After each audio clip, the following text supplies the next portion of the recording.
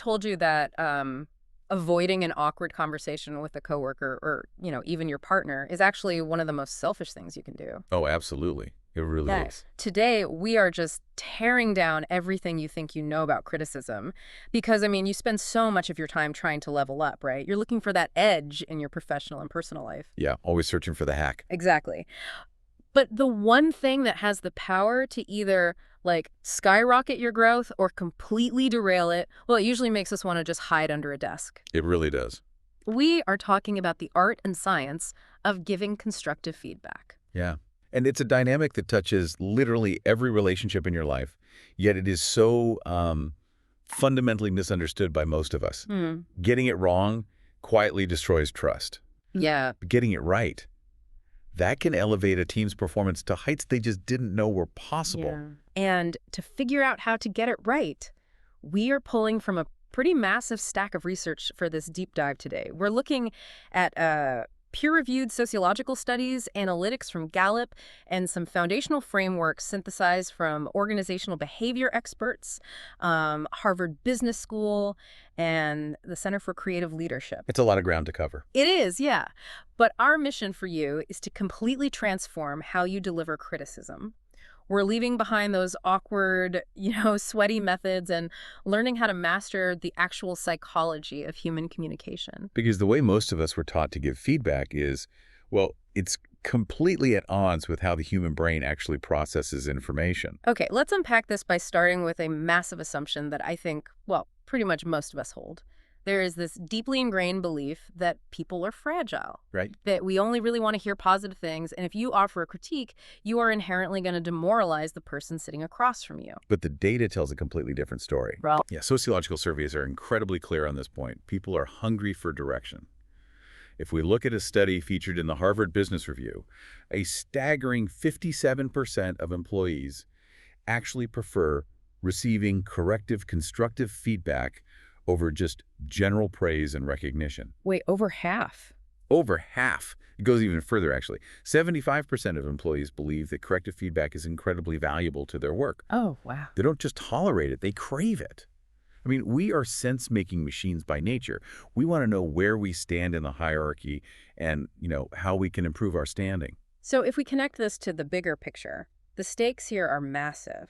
Because if people are literally starving for feedback, but managers or partners are avoiding giving it because they are scared of a 5-minute awkward conversation, what is the ripple effect on the organization? The ripple effect is total disengagement.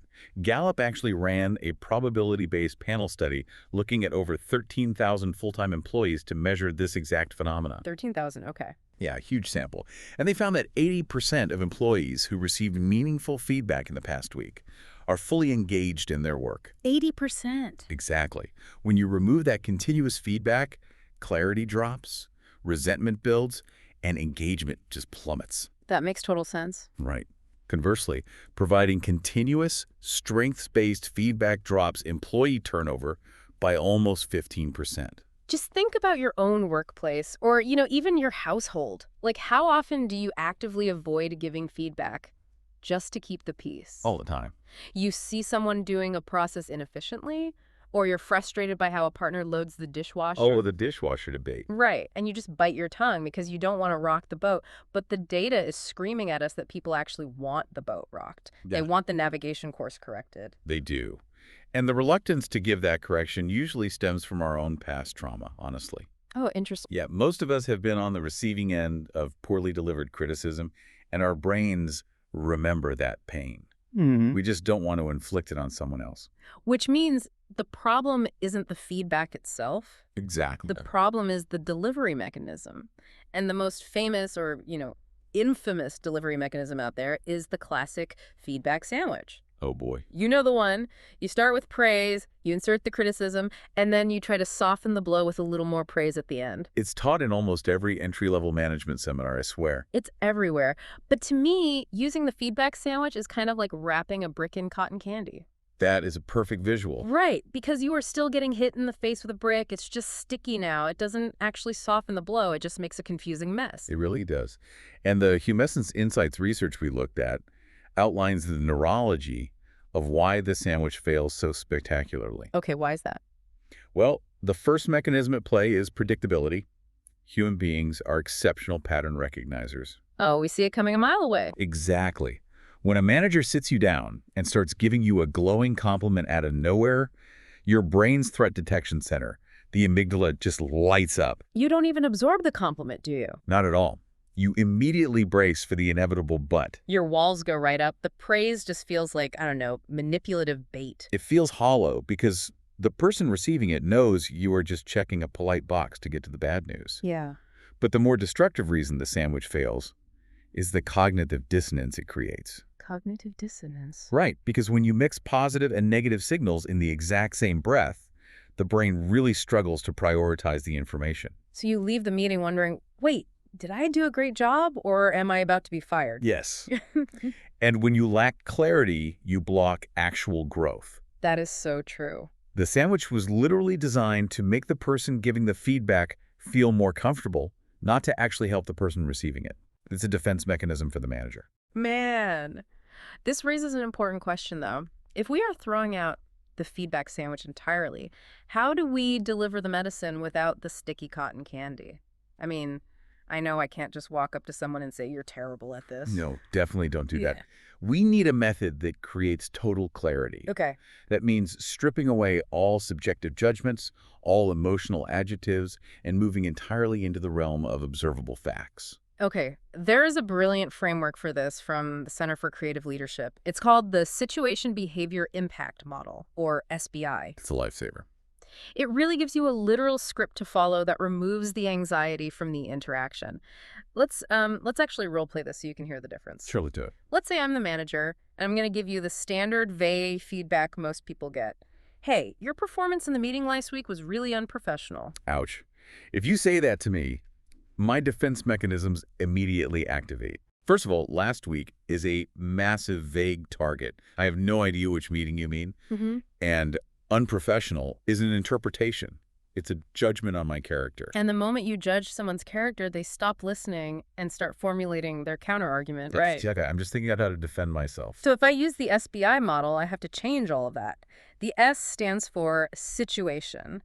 I need to anchor my feedback to a concrete, highly specific moment in time. Crucial step. So instead of last week, I say during the 11 a.m. budget presentation on Tuesday. Now you've put a pin in a specific reality that we both share. There's nothing to debate there. Okay, next is the B, which is behavior. I have to describe the actual observable physical action, like a video camera needs to be able to record it. Right, no adjectives. So I don't say unprofessional. I say, you interrupted me 3 times while I was sharing the monthly budget update. That is an undeniable fact.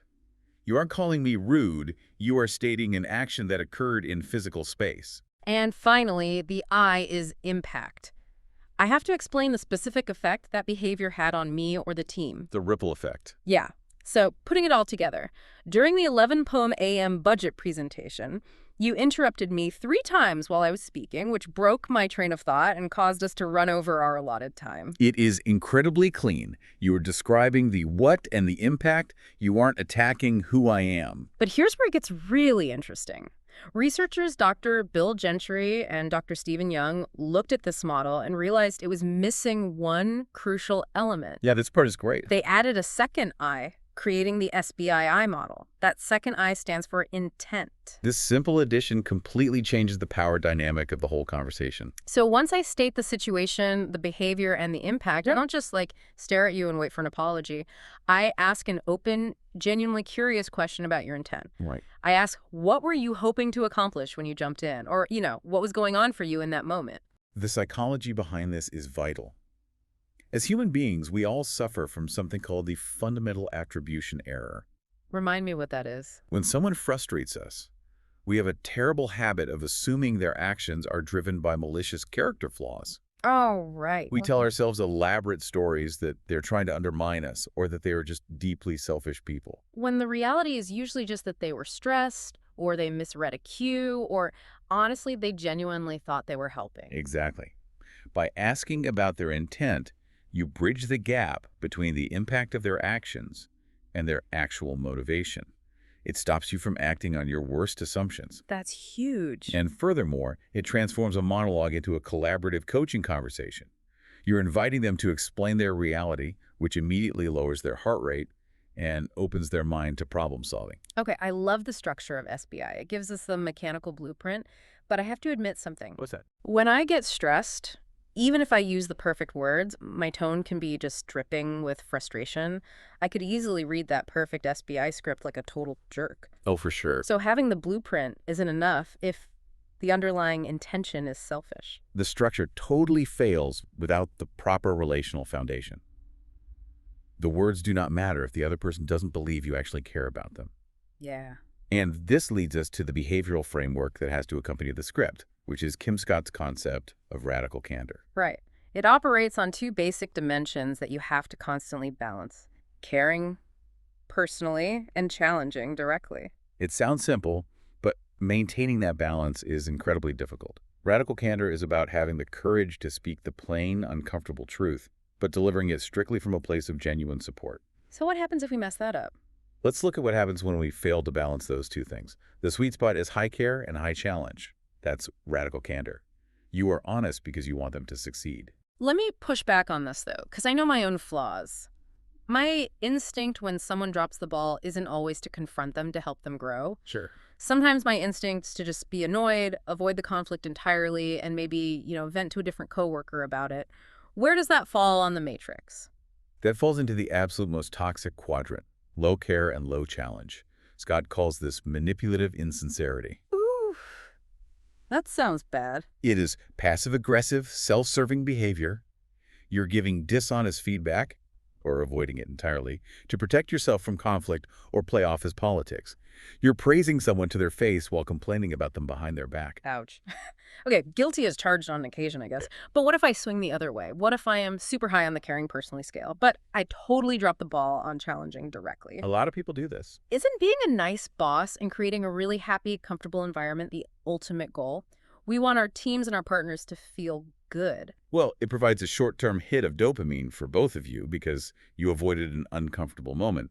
But Scott labels this quadrant ruinous empathy. Ruinous empathy, that is a heavy phrase. And it is arguably the most common failure in modern leadership. Really? Yeah, it slowly ruins performance. This is the manager who is too nice to tell someone they're failing. The manager's ego wants to be liked. They want to preserve the comfortable vibe, so they bury the difficult truth. And what actually happens to the employee? The employee stagnates. They never fix their blind spots because no one cared enough to point them out. Mm-hmm. True care means enduring a moment of awkwardness so the other person can grow. Avoiding it to save your own comfort isn't nice, it's neglect. That completely flips the script on what it means to be a supportive leader. It really does. So on the flip side, what if I have high challenge but low care? Like I'm just hitting them with the brutal truth, but showing zero empathy. That's obnoxious aggression. It's the stereotypical tyrant. Mm. The feedback might be factually accurate, but because there is no foundation of care, the recipient's brain interprets it as a physical threat. So they just shut down. Exactly. Mm. Trust is instantly damaged, and their capacity to learn just shuts off entirely. So the goal is to always stay in that radical candor quadrant. High care, high challenge. Always. And I found a technique in the research that naturally forces your brain into that growth-oriented mindset. It's a concept pioneered by executive coach Marshall Goldsmith called feed forward. Yes, feed forward. Instead of doing a post-mortem on everything the person did wrong in the past, you focus purely on future possibilities. The linguistic shift here is incredibly powerful. Yeah. So instead of saying, you really confused the client with that messy spreadsheet yesterday, use feed forward. You say, hey, for our next client meeting, let's try opening with a visual summary slide so they can follow the data more easily. If you look at the neurology of why that works, it's because it entirely bypasses the brain's defense systems by removing blame. Because you can't change the past. Right. Traditional feedback is a judgment of a prior blunder. It puts the person on trial for a past they literally cannot change. Feed forward looks strictly ahead. There's no judgment. None. Mm. There's no judgment of their past self. You are only offering a positive collaboration with their future self. I can see how that just instantly lowers the temperature in the room. Definitely. Okay, so we have the SBII model for our structure. We have radical candor and feed forward for our mindset. But we have to address the actual environment all of this is happening in. You get the context, yeah. Because I could memorize my SBII script perfectly, and I could genuinely care about you. But if you think I hold the power to fire you, or if our corporate culture punishes mistakes, you are going to freeze up no matter what I say. You've hit on the absolute bedrock of human interaction. None of these models function without a foundation. They require an environment of psychological safety. Right. Which brings us to the groundbreaking work of Harvard Business School professor Amy C. Edmondson. We really can't talk about feedback without talking about her research. I want to know how she actually defines team psychological safety. Because it sounds like a corporate buzzword, but the reality is so much deeper. What's fascinating here is her specific definition. It is a shared belief that the team is safe for interpersonal risk-taking. Let's visualize that. It's kind of like a trapeze net, right? I like that. The net doesn't do the flips for you. It doesn't make the work easier. But knowing the net is there is the absolute only reason you have the courage to let go of the bar and try the trick in the first place. You have to know a fall isn't fatal. That is exactly the mechanism. It means cultivating a climate where candor is the expectation and where learning behaviors like admitting you made a mistake, asking for help, or voicing a dissenting concern don't carry the fear of embarrassment or retribution. She and Derek P. Bransby recently did a massive meta-analysis on this, right? Looking at like 185 different research papers. Yes. And the finding across those 185 papers was absolute definitive. Psychological safety is the critical enabler of high performance. We have to understand that raising your hand and saying, I don't know how to do this, or I made a critical error, requires an immense amount of vulnerability. It's terrifying. It risks our status in the group. If the trapeze net isn't there, our natural instinct is self-preservation. We stay silent. We hide our mistakes. And that silence is what causes minor errors to compound into massive organizational catastrophes. So how do we actually build the net? I mean, if you are a project manager or just trying to improve communication in your household, how do you create an environment where people feel safe taking those interpersonal risks? The research outlines 4 highly actionable steps for this. Okay, let's hear them. Step 1.